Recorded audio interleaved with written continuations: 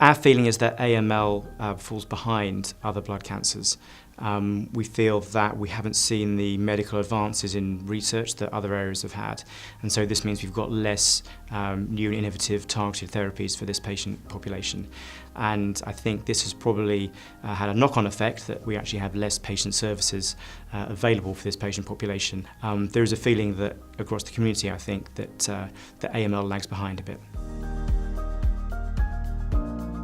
With the lack of knowledge around AML and blood cancers as a whole, it can come as a real shock to them to find that they've been diagnosed and suddenly being rushed to hospital and being told that they were potentially hours or days away from dying had it not been picked up. So we found the speed of onset to be really difficult for patients to understand, and also with all blood cancers, they're relatively low patient numbers.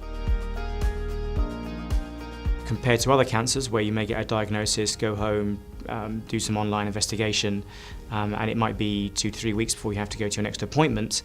With AML, because they are in treatment so fast, and when they're going through treatment, they probably don't really feel like looking at anything on the internet, let alone healthcare information. So we do find that it can often be carers who are taking the lead on that.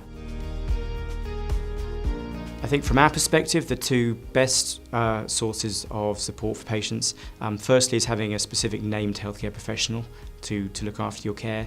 But patients are going to need support and information from a number of different sources. They're going to be treated in a number of different parts of healthcare, and to have one central person who can answer all their questions on clinical care, on the emotional side, talk to their families, talk to them about practical lifestyle issues is really important. The second is an obvious one, but it's access to the right information. We've heard from many AML patients who talk about being lost in a maze and metaphors like that, so anything that can help guide them through is really useful.